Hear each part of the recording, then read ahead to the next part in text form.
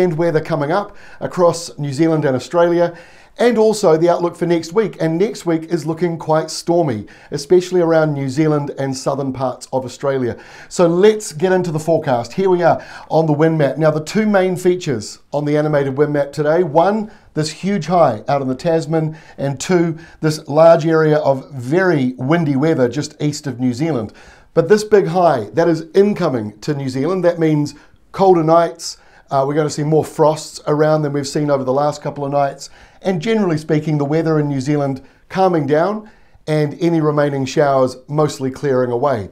Out to the east, this very windy weather, averaging around about 80 k's an hour, gusting higher than that, brushing past the Chatham Islands and moving away from New Zealand. But this is explaining why it's been a bit windy in New Zealand lately, and also why we've got this colder southerly, and also why we're seeing these really big swells coming in, especially around places like Dunedin. Great for the surfers if you're professional enough to handle it. Otherwise, stay away from the sea at the moment. It is pretty dangerous.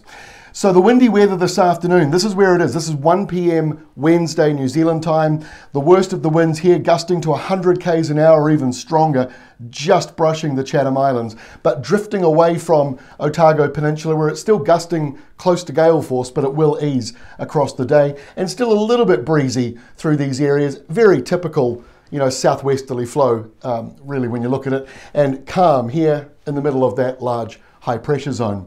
And temperatures are dropping.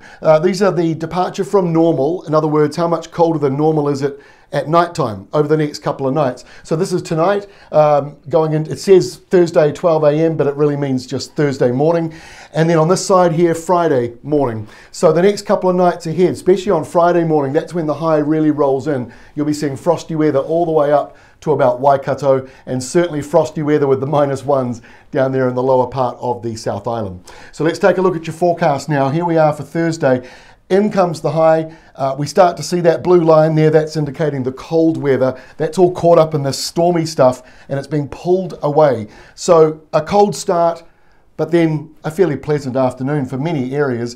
But we do still see a few showers around, and then they get caught up in that easterly, which is affecting the eastern side of Australia, although most of Aussie is looking very calm at the moment, and the tropics, just apart from a couple of normal showers, nothing stormy up there as well. La Nina's almost gone, so that means that the sea surface temperatures, while they're still a little bit warmer than average, they're not crazy above average, and so that's why we're not seeing all those big storms that we were seeing recently, in the recent months anyway.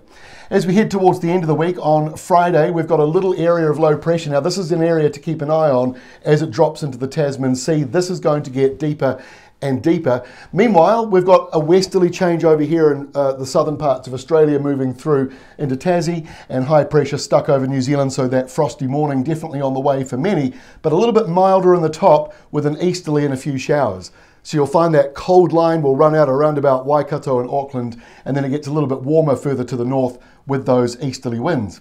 This weekend, the high moves out to the east, and now New Zealand starts to get a northeasterly wind. So after the colder weather we've just had, or are having right now, warmer weather is on the way, and it starts as we go on towards the weekend. Nothing too major here on Saturday, but just a slight nor'easter, couple of showers here and there. And in Australia, those westerlies continue on around the southeastern corner from Adelaide really down to Tasmania.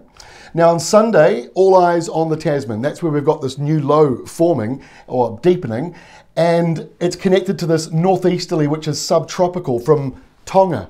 So on Sunday, the weather around New Zealand is going to warm up. It won't be hot. I mean, it'll be cloudy in many areas, and you still might have to put the fire on or the heater on, but you've got the northeasterlies coming through, and that will lift temperatures up. Overnight lows are going to go up by 15, 16 degrees in some areas compared to where they are right now. And then we go into next week, and now you start to get what I was talking about a stormy week next week. It's a stormy end to autumn on the meteorological calendar, and a stormy start to winter by the looks of it. A whole lot of southerly wind coming here into Australia, so winter weather for Adelaide and Melbourne, and then later on Tasmania. Sydney, a bit like New Zealand, caught up in that big, strong northwesterly, so it won't be too cold to begin with next week. And then we move through to Tuesday, and we've got these large areas of low pressure.